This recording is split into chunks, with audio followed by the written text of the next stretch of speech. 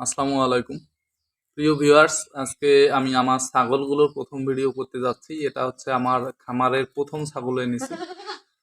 কি হবে জানি না, আল্লাহ ভরসা। এই যে আমি যত্ন নিচ্ছি, আমার কোনো ঘাস লাগানো হয় নাই ওভাবে এখনো, তবে ভালোভাবে যত্ন নেই। এই যে চারণভূমি থেকে যে ঘাসগুলো পাওয়া যায় ওগুলো আমি একটু কষ্ট করে হলেও নিয়ে আসি। এই যে খাচ্ছে, কিন্তু রুচি একটু কম এই ছাগলটার। আমি কিছু বুঝি না, কয়েকদিন বাজার থেকে কিনেছি, কেন রুচি কম জানি না। এখন ভালো খাচ্ছে, কিন্তু ওকে বেছে খেছে খায় আর কি। আর এদিকে দুইটা ছাগল আছে, দেখতে পাচ্ছেন। এই যে ছাগল দুটো, এখানে কিন্তু অনেক ভালো দেশি ঘাস। এটা হচ্ছে বিভিন্ন জায়গায় বিভিন্ন নাম বলে এই ঘাসটাকে। এটা হচ্ছে চ্যাপ্টা ঘাস, আমাদের এদিকে চ্যাপ্টা ঘাস বলে। দেখেন, এটা একটা জায়গায় ছিল, ওখানে ছাগল গরু কিছু যায় না, এটা এত বড় হয় না। দেখতে পাচ্ছেন, এটা কিন্তু 1 ইঞ্চি বা 2 ইঞ্চির বেশি হয় না। সে জায়গাটা কত বড় হয়েছে, তারপরে এগুলো অতটা রুচি বোধ করতেছে না। প্রথমে একটু খাইলো, তারপর আর খায় না।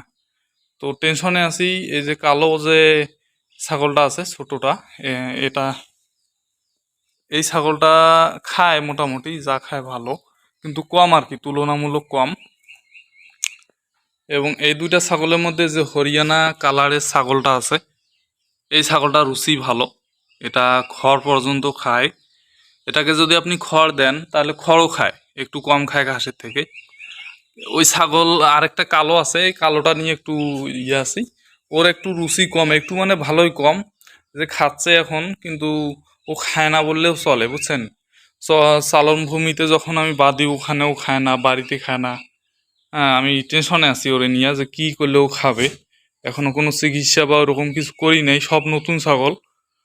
ইনশাল্লাহ আরো বাড়বে।